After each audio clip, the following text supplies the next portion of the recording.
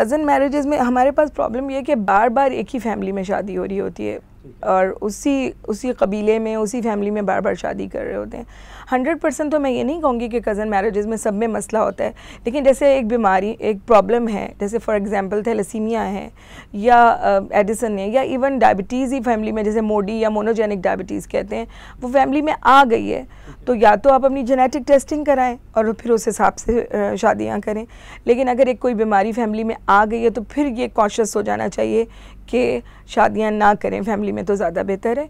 और बाकी है कि सेकंड कज़न्स में कर सकते हैं, लेकिन अगर किसी भी फैमिली में ये मसला आ गया है कि कोई बीमारी बार बार आ रही है तो फिर ज़रा सोच समझ के शादी करनी चाहिए। कुशिंग्स है बच्चों में, हमारे पास केसेस आ जाते हैं, स्पेशली बच्चियां हैं उनमें पिट्यूटरी एडिनोमा, जैसे सर में कोई प्रॉब्लम हो तो वो भी केसेस, वो कुशिंग्स मोटापे का शिकार हो जाते हैं। उनमें कद छोटा होता है और जो आपने बताया साइन सिम्टम्स वो सारे होते हैं। वज़न का बढ़ना बहुत अहम अलामत है, थोड़े से बाल आ जाते हैं फेस पे और बॉडी पे जहाँ नॉर्मल नहीं होते बच्चियों में, वो भी कुशिंग्स एक उसमें भी बीमारी हो जाती है। इसके अलावा जो एक और एड्रीनल ग्लैंड के ट्यूमर्स होते हैं बच्चों में, यूजुअली वो भी निकल आते हैं कभी कभी। तो ये एक सीरियस इशू है, अगर आपके बच्चे का ग्रोथ नहीं हो रही और वज़न बहुत तेज़ी से बढ़ रहा है तो तब भी आपको डॉक्टर के पास जाना चाहिए। और ये है हमारे पास, हम केसेस देख रहे हैं आइट्रोजेनिक कुशिंग्स, यानी बाहर की जो ट्यूबें लगाने से, स्पेशली बच्चों में नेपी रैश की जो ट्यूब्स होती हैं, जो स्टीरॉयड क्रीम्स हैं, वो लगाने से भी हम काफ़ी कुशिंग्स देखते हैं। वो बल्कि सबसे ज़्यादा कॉमन कॉज कुशिंग्स की पीडियाट्रिक एज ग्रुप में यही है कि वो बाहर से रैश पर मदर अच्छी तरह 10-12 ट्यूबें लगा देती है, फिर हमारे पास आते हैं कि जी बच्चा मोटा हो रहा है और चेहरे पे बाल आ गए हैं। तो that is the most common cause of Cushing's in paediatric age group के आइट्रोजेनिक दवाइयों से, ये स्पेशली ये स्टीरॉइड्स की ट्यूब्स से बहुत कॉमन है। टर्नर सिंड्रोम अगेन ये छोटे कद की एक बहुत अहम वजह है जो कि बच्चियों में होती है, और इसके अलावा ऐसी बच्चियों में बलूगत के मसाइल होते हैं, जैसे उनकी मीनार की या जो बड़े होने की अलामात होती हैं या पीरियड्स जिसे हम कहते हैं वो नहीं होते या हो ही नहीं रहे होते 15 साल की उम्र तक, और कद भी छोटा होता है। दोनों चीज़ें हमारे पास, दोनों मेन अलामात हैं, कद छोटा होना और बाद में बलूगत के टाइम पर पीरियड्स नहीं होना।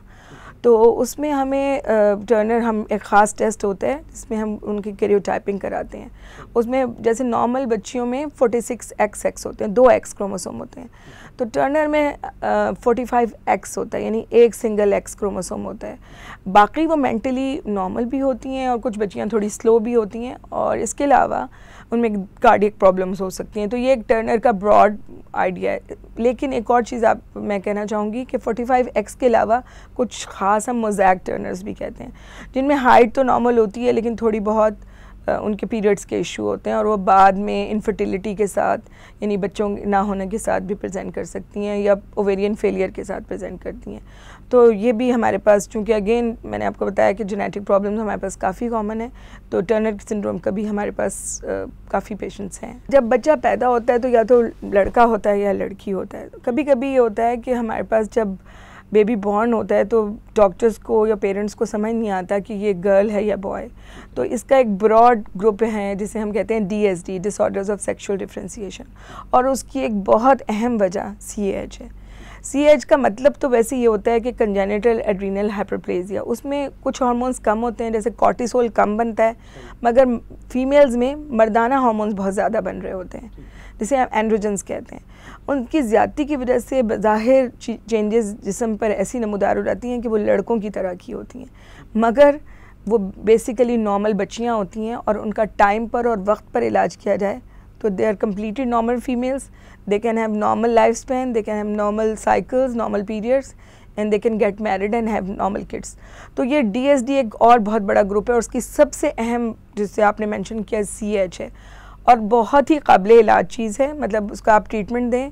इसमें नमकियात की कमी भी हो जाती है, कुछ टाइप्स में नमकियात की कमी होती है, और एम्बिगस जेनिटेलिया यानी कि पिशी की जगह का इशू होता है, और कुछ टाइप्स में सिर्फ जिस्म में मतलब मर्दाना हार्मोन की ज़्यादती के साइंस होते हैं, उनमें नमकियात का मसला नहीं होता।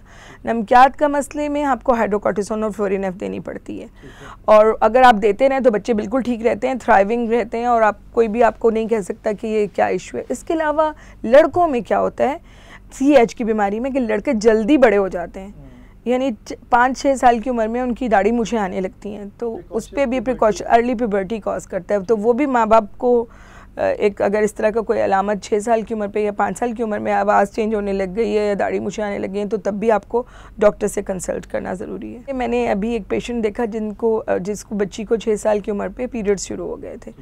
तो और ये एक तो सीरियस साइन है, माँ बाप को फ़ौरन वो किसी गायनेकोलॉजिस्ट के पास गए और उन्होंने कुछ हार्मोन्स देकर फिर हमारे पास रेफ़र किया। तो हमने क्या किया, हमने सिंपल उसका थायराइड का टेस्ट कराया और वो हाइपोथायराइडिज्म था, प्रोलॉन्ग हाइपोथायराइडिज्म था। ये 6 साल तक उस बच्ची को थायराइड के मसले थे लेकिन वो पिक नहीं हुआ और उसकी वजह से वो बच्ची जल्दी बलूगत में चली गई।